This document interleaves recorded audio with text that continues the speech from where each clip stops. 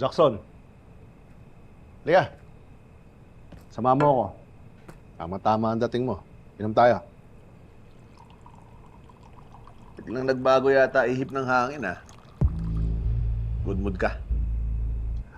Alam mo, gusto kong humingi ng paumanhin sa'yo. At pagpasensya mo na ang inasal ko noon.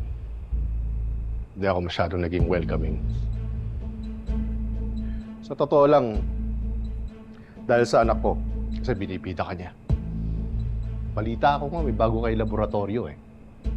Congrats! Oh. Inom tayo dyan.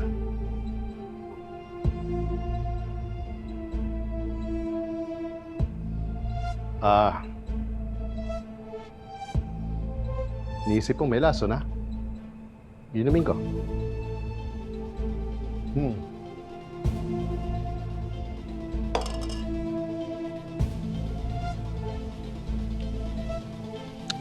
Just making sure. Yeah. Naintindihan ko. At madagdag ko lang, sorry magpasalamat sa ginawa mo pagtulong kay Matos. Madali naman turuan si Matos, eh. Toral, anak ko yun.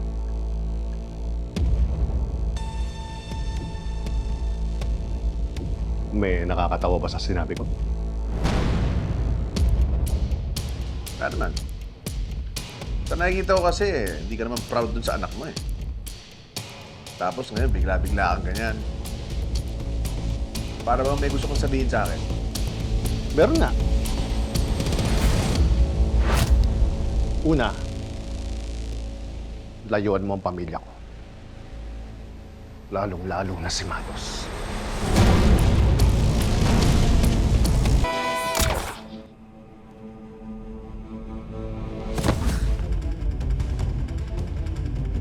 Matos!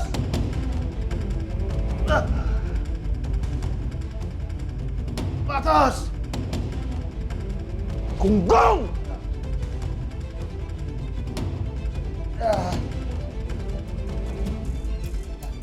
Una ang negosyo ko. Ang asawa ko, ang anak ko, gusto mong kuhanin lahat. Ha? Matos! Alam mo, ngayon palang pinutol ko na sungay mo eh, kaya hindi na kita binigyan ng pagkakataon. Matos, anak! Akala mo gunggong ako? Akala mo kung ako? Ikaw ang gunggong! Matos! Matos!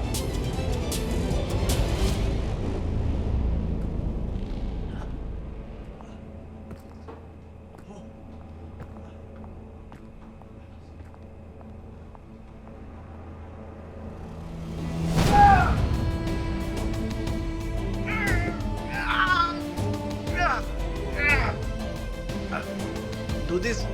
Matos! Ako. Scarlett, tell him! Ang totoo, you built your future on a one-night stand more than 20 years ago. You're pathetic, Jackson.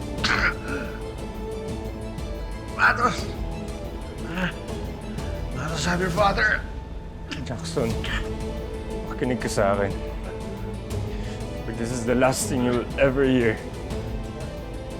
Hindi ikaw ang tatay ko. Anak ako ni Rendon Victor!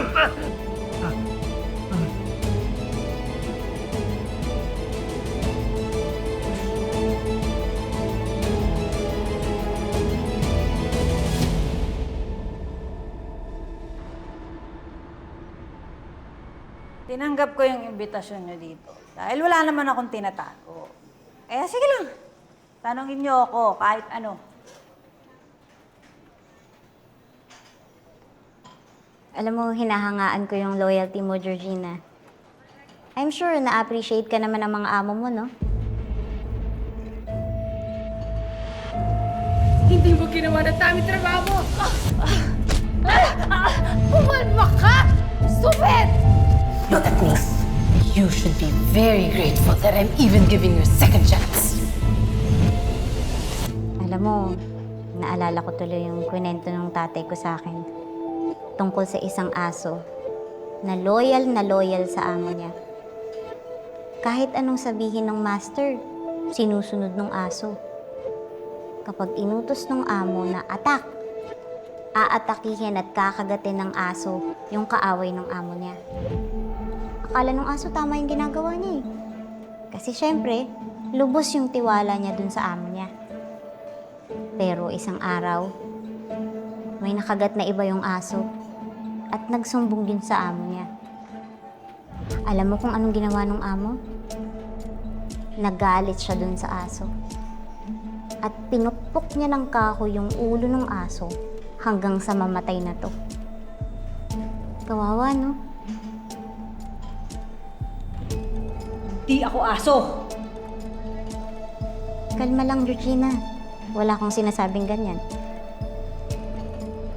Pero alam mo naman na patay na yung dalawang loyal na tauhan ng mga Victor, hindi ba? Si Argus, si Vergel, wala na sila. Ikaw na lang ang natitirang nakakaalam kung ano talaga yung tunay na nangyari sa sunog sa Riles. Kaya ano sa tingin mo ang gagawin sa'yo ng mga Victor? Unahan mo na sila, Georgina. Sabihin mo lahat ng nalalaman mo. At poprotektahan ka namin laban sa mga Victor.